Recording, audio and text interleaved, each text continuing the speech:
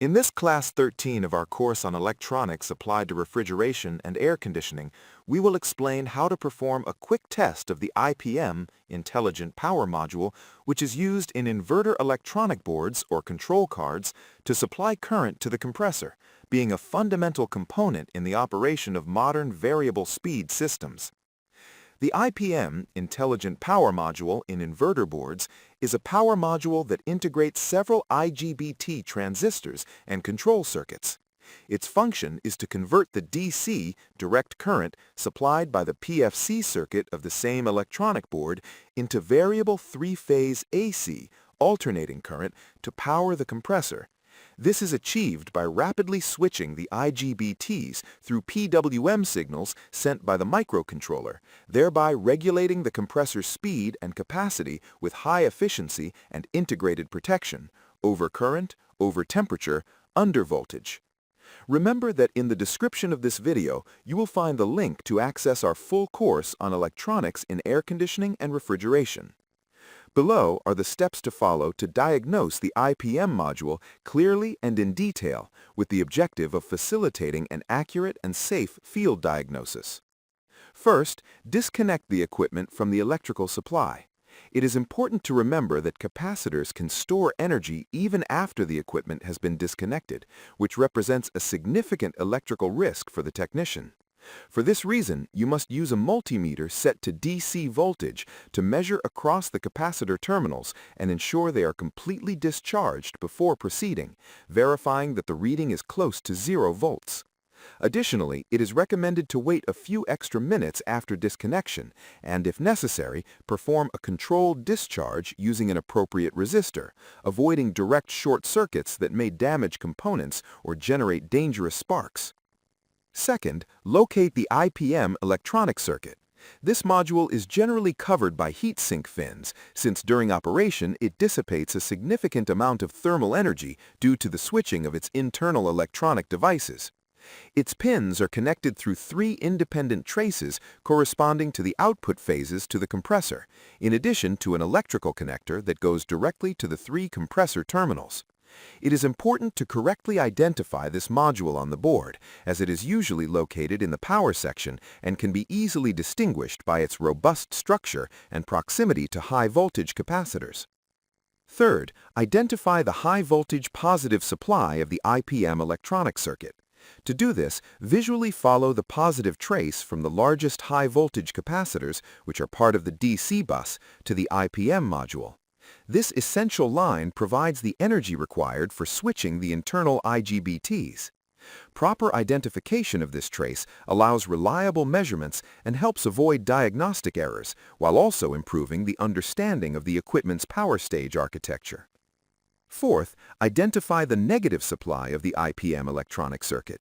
In this case, locate the negative trace that also comes from the high-voltage capacitors and reaches the IPM module, thus completing the DC supply circuit. This negative reference is equally important for measurements, as it serves as the return path for current and as a reference point for voltage comparison. Correctly recognizing this trace is essential to avoid confusion when performing tests with the multimeter.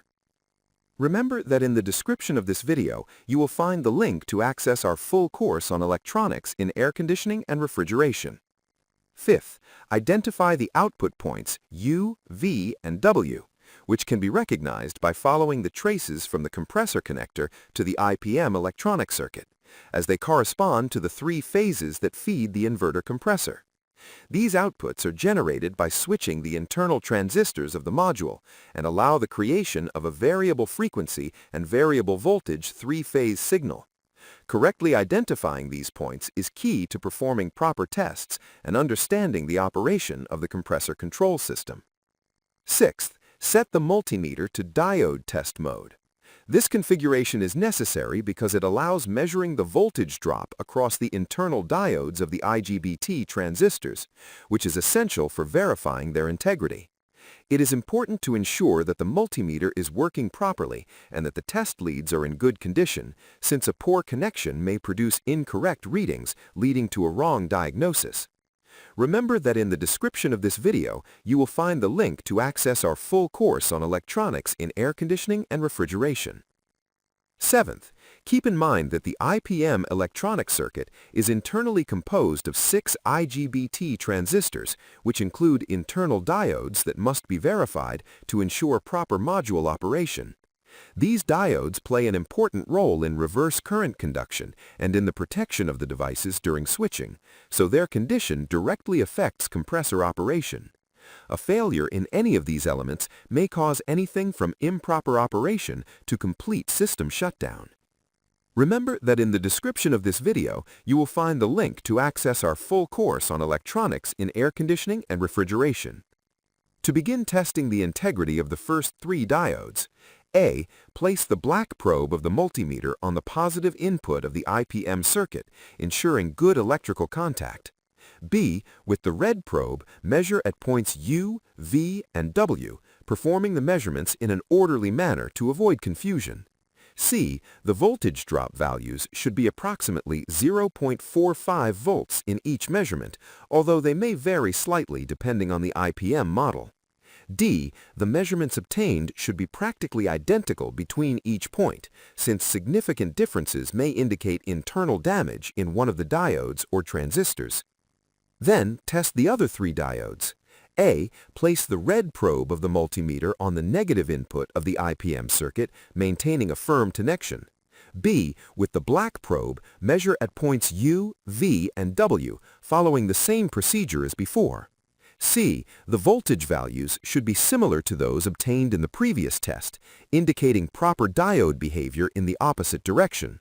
D. The measurements should be practically equal at each point, as any significant variation may indicate an internal failure in the module. Eighth, if everything appears correct in the IPM electronic circuit, you can perform an additional test to verify the presence of supply voltage. A. Connect the electronic board to the electrical supply, taking all necessary precautions, such as using personal protective equipment and avoiding direct contact with energized parts. B. Set the multimeter to DC voltage mode in a range of 400 volts or higher if required by the equipment. C. Place the red probe of the multimeter on the positive supply of the IPM circuit. D. Place the black probe on the negative supply of the IPM circuit, ensuring a stable measurement. E. The supply value will depend on the input voltage of the electronic board, being approximately 150 volts for 110 volt systems and around 300 volts for 220 volt systems, values that correspond to the rectified system voltage. F. If no supply voltage is detected in this measurement, the issue in the outdoor electronic board lies in the power supply stage and not directly in the IPM module. In that case, it will be necessary to check rectifiers, fuses, current limiting resistors, and other components associated with the power input stage.